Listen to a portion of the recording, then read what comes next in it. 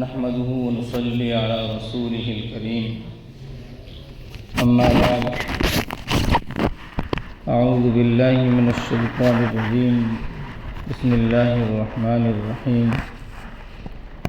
لقد كان لكم في رسول الله أسوة حسنة لمن كان يرجو الله واليوم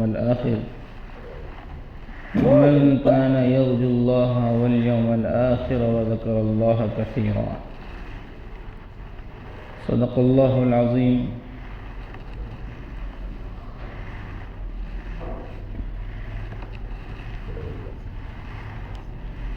بزرگان محترم اور عزیز دوستوں،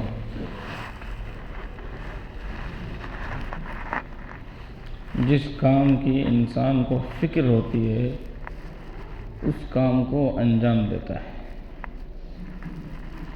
معلوم ہوا کہ انسان کے اوپر حکمرانی فکر کی ہے، اس کے فکر کی انسان کے اوپر حکمرانی ہے۔ جیسے اس کی فکر ہوگی، جیسا اس کی سوچ ہوگی، جیسا وہ کچھ کرنے کی کوشش تمنا کرے گا ویسے وہ چلے گا۔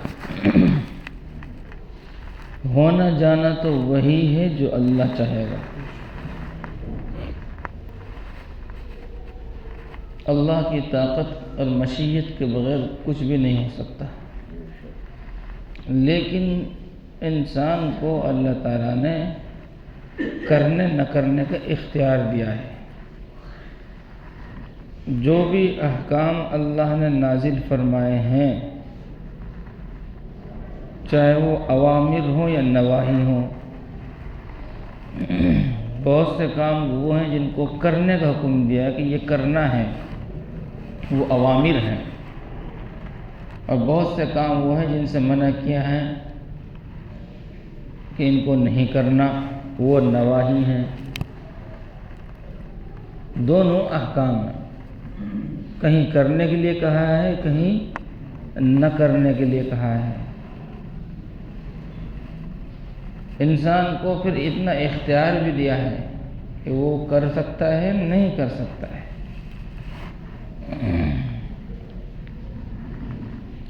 جس کام میں انسان کا اختیار نہیں، انسان کا رنگ ہے گورا اور کالا ہونا،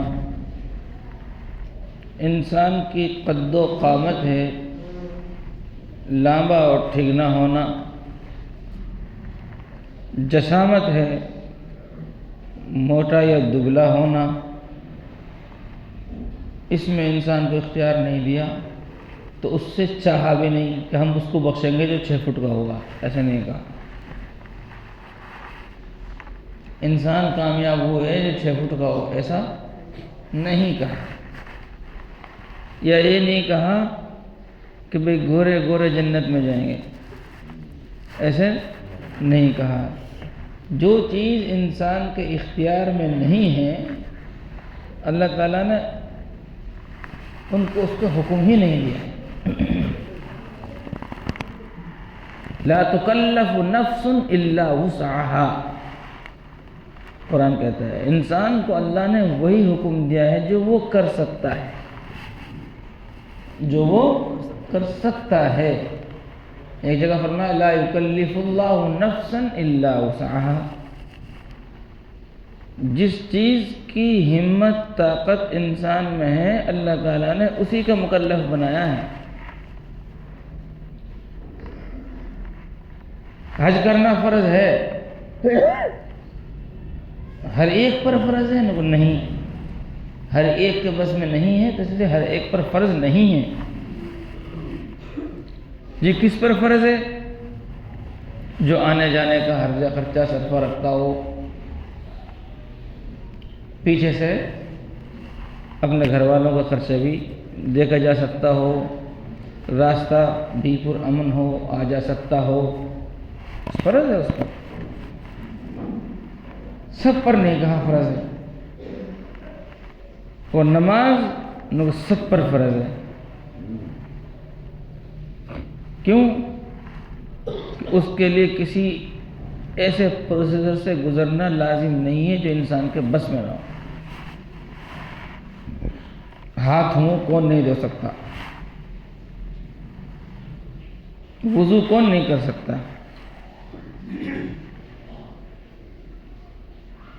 اور نماز کے ارکان کون نہیں ادا کر سکتا؟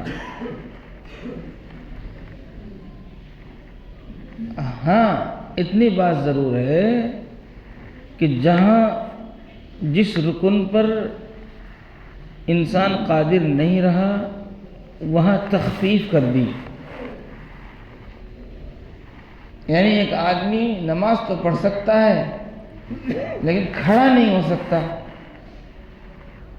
تو حکم دے دیا کہ بیٹھ کر نماز پڑھو۔ پتہ چلا کہ ایک آدمی ہے، عقل صحیح سلامت ہے، زبان ٹھیک ہے، بول سکتا ہے، پڑھ سکتا ہے، لیکن بیٹھ نہیں سکتا، بیڈ ریسٹ پر ہے۔ تو حکم دیا کہ نماز اب بھی پڑھنا ہے، اشارے سے پڑھنا۔ تو اللہ نے جو حکم دیا ہے نا جی، وہ وہی دیا ہے جو انسان اس کو کر سکتا ہے، ایسا کوئی حکم نہیں دیا۔ تمام کے تمام احکامات جس کو انسان نہیں کر سکتا، جو انسان کے بس میں نہیں ہے، اس کا سوال ہی نہیں ہے۔ قبر میں اللہ یہ نہیں پوچھے گا تو گورا کیوں نہیں تھا، کالا کیوں ہو گیا تھا، پوچھے گا؟ نہیں پوچھے گا۔ کیوں؟ انسان کے بس میں نہیں ہے رنگ۔ جیسے وہ فوج میں بھرتی ہوتے ہیں نا جی، جیسے فوج میں بھرتی ہوتے ہیں تو ایک نشان لگا دیتے ہیں، وہ ڈنڈا لگا دیتے ہیں کہ جو اس کا ٹچ ہوگا، اتنا لمبا ہوگا، اس کو بھرتی کیا جائے گا، اور جو اس سے نیچے رہے گا اس کو جنت میں جانے کے لیے اللہ نے ایسے کوئی نشان نہیں لگایا ہے۔ اب جاتے ہیں لوگ، محنت کرتے ہیں، کوشش کرتے ہیں، دوڑ لگاتے ہیں، ڈنڈ بیٹھک لگاتے ہیں، خوراک کھاتے ہیں، فارم بھرتے ہیں کہ صاحب ہم کو فوج میں بھرتی ہونا ہے، آئیے۔ اور سارے فوج تو بعد میں شروع ہوں گے، پہلے اس اپنی لمبائی میں ہوا۔ صاحب کتنے لمبے ہیں؟ ہمیں چاہیے آدمی کم سے کم 5.5 فٹ کا، 6 فٹ کا، کوئی ایک انہوں نے متعین کر دی، ایک ناپ۔ اب وہ جناب جو اس ناپ کا تھا، چلو یہاں سے تو پاس ہو گیا، باقی امتحان آگے ہوں گے، ٹھیک ہے تو بھرتی ہے۔ جنت پر اللہ نے کوئی ایسا نشان نہیں لگایا۔ اگر کوئی 2.5 فٹ کا انسان بھی جائے گا اور عمل صحیح ہوگا تو اس کے لیے سارے دروازے کھلے، آئیے ویلکم۔ 6 فٹ کا تو ہم کر دیں گے، تجھے 6 فٹ کیا، تجھے 30 فٹ کا کریں گے۔ جیسی جگہ ہے، جیسی جنت ہے، اللہ جسم تو ویسے دے دے گا، رنگ اور کلر، دنیا کے سارے رنگ اور کلر فیل ہیں۔ ناک نقشہ ہم صحیح کریں گے ہی کریں گے، اس کے علاوہ یہ بھی اختیار دیں گے کہ تم جب چاہو جون سے تم ناک نقشہ پسند کرنا چاہو تم بدل بھی سکتے ہو۔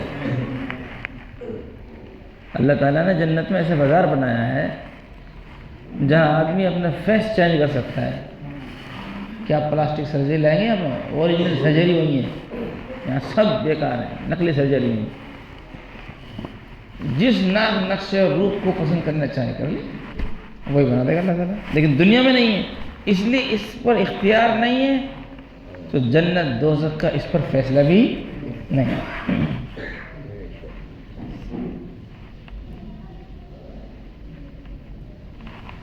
تو میں عرض کر رہا تھا میرے عزیز و میرے دوستو، جو انسان کے بس میں ہے نا جی، اللہ نے اسی کام کو کرنے کا حکم دیا ہے۔ نبی کریم صلی اللہ علیہ وسلم کی نقل، نبی کریم صلی اللہ علیہ وسلم کے نقش قدم پر چلنا، نبی کریم صلی اللہ علیہ وسلم کے سنتوں کے مطابق زندگی گزارنا، یہ انسان کر سکتا ہے۔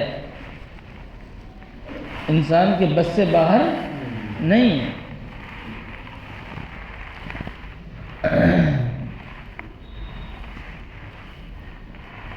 اس لیے حکم دیا لقد کان لکم فی رسول اللہ اسوۃ حسنہ، رسول اللہ صلی اللہ علیہ وسلم کی مبارک اور پیاری زندگی میں تمہارے لیے اسوہ اور نمونہ ہے،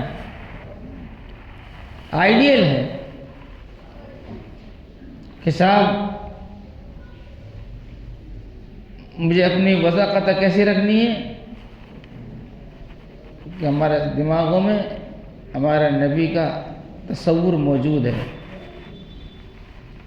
اور نبی کے چاہنے والوں نے نبی کریم صلی اللہ علیہ وسلم کا نقشہ کھینچ کر بیان کر دیا۔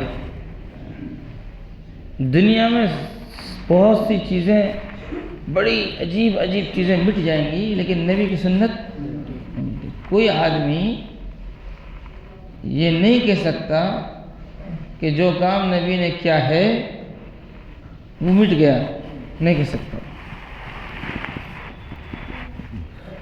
جتنے بھی نبی کے اعمال ہیں، طور ہیں، طریقے ہیں، سب زندہ ہیں۔ وہ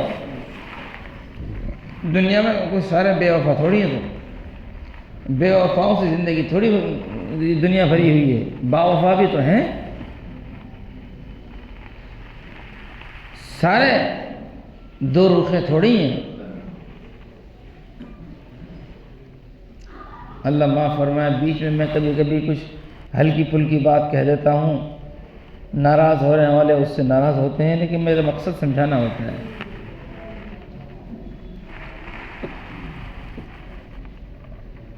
ایک طرف اگر نبی بیٹھے ہوں اور شیرینی تقسیم کر رہے ہوں اور اعلان کر دیا جائے امت سے کہ نبی شیرینی تقسیم کر رہے ہیں، مٹھائی تقسیم کر رہے ہیں، ہر امتی کو ملے گی، جاؤ، کون نہیں جائے گا؟ سب جائیں گے، سب آئیں گے، سب لیں گے۔ اللہ آپ کے دست مبارک سے جامع کوثر نصیب فرمائے۔ لیکن اسی بھیڑ کے کنارے پر آپ یہ کہہ دو کہ دوسرے دروازے پہ ابو جہل بیٹھا ہے، وہ بھی لڈو بانٹ رہا ہے، تو ان میں سے آدھے سے زیادہ وہاں بھی جائیں گے، آدھے سے زیادہ وہاں بھی جائیں گے۔ یہ تھوڑی کھیل چل رہا ہے دنیا میں کہ باطل کو سر اٹھانے کا موقع مل رہا ہے۔ خوش رہے رحمان، کیا کہتے ہیں، راضی رہے رحمان اور خوش رہے شیطان۔ یہ پولیٹیکل، یہ بھی اس کے ساتھ یہ بھی چل رہی ہے، یہ سیاست بھی چل رہی ہے۔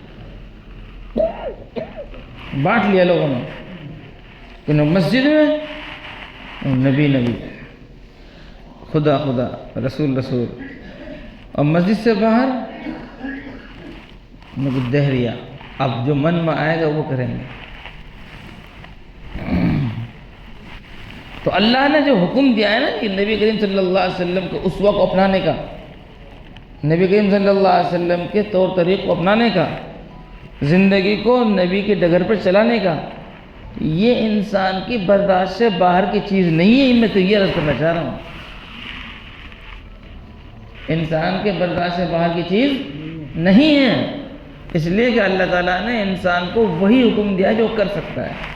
البتہ ایک چیز اور ہے، وہ خاص طور پر میں یہاں تک تو بات ہوتی ہی کرتے ہیں، نبی کی سنت کی پیروی کی، اسوہ حسنہ کی بات یہاں تک ہوتی ہے، عام طور سے وہ اگلا جملہ رہ جاتا ہے، وہ 2-4 منٹ میں اس کو سمجھ لیجیے آپ کہ اسوہ حسنہ ہے نبی کی زندگی میں،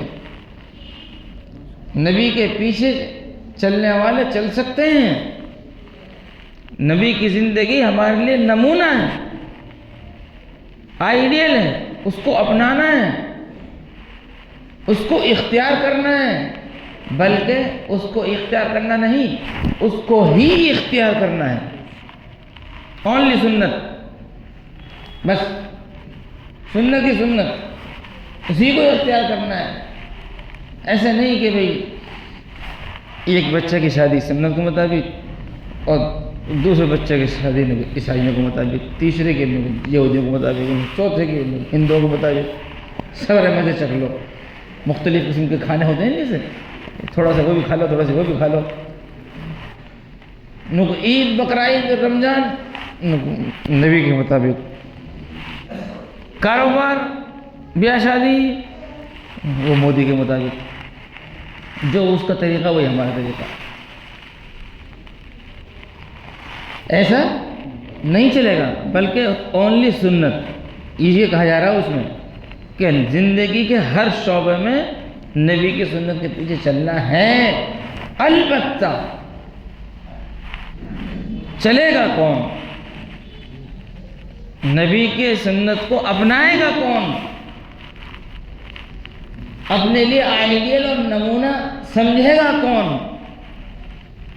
وہ بتلا گیا، لمن کان یرجو اللہ والیوم الآخر وذکر اللہ کثیرا۔ ہمارے سلیم بھائی آپ کو بتانا چاہیے تو مولانا ہے تو کون سی بات کروا دیتے؟ میری نظر اب پڑی، ٹائم ختم ہونے میں 2 منٹ رہے ہیں، پہلے بتا دیتے ہیں۔ چلو جی، 3 بات، جس کے اندر یہ 3 چیزیں ہوں گی نا وہی سنت کو اپنائے گا۔ لمن کان یرجو اللہ، اللہ سے ملاقات کا اس کو یقین ہو، اللہ سے ملاقات ہوگی، آپ چاہو ہوگی نہ چاہو تب بھی ہوگی، ملاقات ہوگی۔ اب اللہ سے ملاقات ہوگی تو ظاہر سی بات ہے کہ پہلے یہ یقین کو ہم زندہ کریں۔ ہمارے اندر تو ہے تو صحیح، مانتے تو ہیں لیکن بھولے سے ہوئے ہیں کچھ۔ یہ تو طے ہے ملاقات ہوگی، کوشش اس کی کرنی ہے کہ وہ ملاقات خوشگوار ہو، ملاقات خوشگوار ہو، رحم و کرم کے ساتھ ہو، عفو و درگزر کے ساتھ ہو، مہربانی اور شفقت کے ساتھ ہو، یہ تو طے ہے۔ اب نبی کی سنت کو اپنانے کی فکر کون کرے گا؟ جس کا یہ یقین زندہ ہے کہ اللہ سے ملاقات ہوگی، اللہ سے ملاقات ہوگی۔ اور یہ آپ کو پتہ ہے نا کہ اللہ کا محبوب امام الانبیاء، سرور کائنات، خاتم النبیین حضرت محمد رسول اللہ صلی اللہ علیہ وسلم، اب جو محبوب کی ڈگر پر چل کر زندگی گزار کر جائے گا تو اللہ کو تو اپنا محبوب پہلے سے ہی پسند ہے۔ بہت سے علماء نے تو یہ کہا ہے کہ یہ پل صراط ہے کیا؟ یہ جو پل صراط ہے نا جی، کہ دنیا میں جو چیزیں ہیں ان کی مثالی صورت آخرت میں ہے۔ تو صراط کا مطلب راستہ ہے، راستہ کا ایک پل ہے۔ دنیا میں بھی صراط مستقیم ہے، وہ تیرے راستے ہیں نافرمانوں کے، فرما برداروں کے۔ نبی کے جو راستہ ہے وہ صراط مستقیم ہے، جس کو نماز میں مانگا ہے نا، اہدنا الصراط المستقیم۔ اب یہ جو صراط مستقیم پر یہاں سیدھا سیدھا چل کر گیا ہے نا، وہاں پل صراط پہ بھی وہ سیدھا نکل جائے گا۔ یہی راستہ وہاں ہے، یہاں اس کی زندگی میں ہے کہ چھانٹ پھٹک کر، جانچ پڑتال کر کر سنت کے مطابق زندگی گزاری، صراط مستقیم پر رہا۔ صراط مستقیم پر یہ جو چلا ہے بچ بچ کے غلط راستوں سے، یہی مثالی صورت پل صراط کی اس کے لیے ہے جو یہاں صراط مستقیم پر چلا ہے، وہ وہاں پل صراط پر خیر عافیت سے، سلامتی سے گزر جائے گا۔ تو ملاقات تو ہوگی اللہ سے، یہ تو یقینی بات ہے، اس میں کوئی شک کی بات نہیں، لیکن کوشش ہماری یہ ہو، فکر اس بات کی ہو کہ وہ ملاقات خوشگوار ہو۔ وہ ملاقات کیسی ہو جی؟ اب جس کی فکر یہ ہوگی کہ ملاقات ہوگی خوشگوار ہو، تو وہ اس کو معلوم ہے پروسیسر کیا ہے۔ خوشگوار ملاقات کب ہوگی؟ جب نبی کے پیچھے پیچھے چل کر جائیں گے، جب نبی کے پیچھے پیچھے چل کر جائیں گے۔ جب وہ برات آتی ہے نا جی، تو بعض VIP جگہ ایسی ہوتی ہے کہ وہ کہہ دیتے ہیں کہ بھائی کارڈ لاؤ گے نا وہی اندر داخل ہوگا۔ بعض ایسے شادی گھر ہوتے ہیں کہ یا پروگرام جن جگہوں میں ہوتا ہے وہ پہلے ہی طے کر دیتے ہیں کہ آپ کو آنا ہے، آپ کو انوائٹ کیا گیا ہے، لیکن آپ کو یہ کارڈ ساتھ لانا ہے۔ اب وہ جو لوگ کارڈ لے کے آتے ہیں نا تو وہ گیٹ مین سلوٹ کرتے ہیں اس کا ویلکم کرتے ہیں، استقبال کرتے ہیں، اور آئیے، ایک نہیں دو ہاتھ سے وہ راستے ہیں، ادھر آئیے۔ اور جس کے پاس نہیں ہے، یہی گیٹ مین، یہی جو ایک آدمی کو دونوں ہاتھ سے راستے دکھا رہا تھا نا، یہ دونوں ہاتھ سے دھکا مارے گا پیچھے، یا وہ آئے گا جس کے پاس کارڈ ہے۔ تو یہ اسوہ حسنہ جو ہے نا جی، یہ خوشگوار ملاقات کا کارڈ ہے۔ تو نبی کے طریقے کو اپنائے گا کون؟ یہ بتلا دی، لمن کان یرجو اللہ، اللہ سے خوشگوار ملاقات کا وہ متمنی ہو، والیوم الآخر، قیامت آئے گی، آپ کے نہ ماننے سے ایسا نہیں ہو سکتا وہ کچھ آگے پیچھے ہو جائے گی۔ دنیا میں ایسے بہت سے لوگ ہیں دہریے، اور بہت سے لوگ گزر چکے ہیں، لیکن انہوں نے قیامت کا انکار کیا، نہیں صاحب قیامت نہیں آئے گی، ان کا عطا پتہ تک نہیں ہے، مٹی ہو کر زمین میں مل گئے، ہو خاک ہو گئے، ختم ہو گئے۔ اور من مات فقد قامت قیامتہ، جو مر گیا اس کی قیامت تو آ ہی گئی۔ کسی کے انکار کرنے سے قیامت پر کوئی فرق پڑنے والا نہیں ہے۔ جب آدمی یہ یاد رکھے گا قیامت آئے گی، مرنا ہے، آخرت برحق ہے، اٹھنا ہے، خدا کے سامنے پیشی ہونی ہے، اللہ کے سامنے حاضری دینی ہے، تو اس کو پھر یہ بھی ذہن میں آئے گا کہ اللہ سے ملاقات جو ہوگی، قیامت میں جانا ہے، اللہ کے سامنے حاضر ہونا ہے، تو وہاں اللہ کی مہربانیاں کیسے ملیں گی، رحم و کرم کیسے ملے گا، عفو و درگزر کیسے ملے گا، اور جنت کا فیصلہ کیسے ملے گا، اور دائیں ہاتھ میں اعمال نامہ کیسے ملے گا، اور اللہ خوش کیسے ہوگا، تو اس کے لیے راستہ پہلے بتا دیا۔ اسوہ حسنہ ہے نبی کا، نبی کی زندگی ہے، نبی کا طریقہ ہے، سنت ہے، اس پہ چلو، تو چلے گا۔ تو مانتے تو سب ہیں کہ نبی کی زندگی نمونہ ہے، چلے گا وہ جو آخرت پر یقین رکھتا ہو، اللہ سے ملاقات پر یقین رکھتا ہو۔ وَذَكَرَ اللَّهَ كَثِيرًا، آخری چیز، نمبر 1 اللہ سے ملاقات کا یقین ہے، ذرہ برابر شک نہیں، آخرت کا یقین ہے، ذرہ برابر شک نہیں، اور تیسری چیز وَذَكَرَ اللَّهَ كَثِيرًا، کیا جی؟ وَذَكَرَ اللَّهَ كَثِيرًا، اور وہ اللہ کا بہت زیادہ ذکر کرتا ہو، اللہ کا ذکر نہیں بلکہ بہت زیادہ ذکر کرتا ہو۔ جو آدمی بہت زیادہ اللہ کا ذکر کرے گا وہ نبی کی زندگی کو اسوہ مانے گا۔ اب بہت زیادہ ذکر کسے کہتے ہیں؟ جمعہ نماز پڑھنے کو کیا کہتے ہیں؟ جو سے بولو نا، ہر جمعہ کو نماز پڑھنا، یہ بہت زیادہ ذکر ہے، یہی ہے نا؟ ہاں ماشاءاللہ، یہی ہے۔ اچھا جی، اب ایک دن کی بات لو، اب اکثر کسے کہتے ہیں؟ اکثر ہی سمجھ لو آپ، مثال طور پر 100 آدمی کھڑے ہیں یہاں پہ، آپ بولے اکثر مسلمان ہیں، کیا مطلب؟ 50% سے زیادہ مسلمان ہیں، یہ مطلب ہوتا ہے نہیں، اکثر کا مطلب یہ ہوتا ہے 50% سے زیادہ کیا ہیں؟ مسلمان ہیں۔ بہت سارے لوگ چلے گئے کہ اکثر تو چلے گئے، تو اکثر کا مطلب کیا ہوا کہ 50% سے زیادہ چلے گئے۔ آپ یہاں کھانا چل رہا تھا، لوگ آ رہے تھے، کھانا کھا رہے تھے، آپ نے کھانا کھا لیا لوگوں نے، تو اکثروں نے کھا لیا، تو آپ کیا بولیں گے کہ 50% سے زیادہ 70-75% فارغ ہو گئے، تھوڑے رہ رہے ہیں۔ تو اکثر کا مطلب یہ ہوتا ہے زیادہ۔ اب اللہ کا ذکر کثیر ہے، وہ کیا ہوگا؟ آپ نے صبح سے شام تک جتنے لفظ بولے ہیں، 1000 لفظ بولے ہیں، تو 500 سے زیادہ ذکر ہو، یہ ہے کثرت۔ جمعہ نماز نہیں ہے کثرت،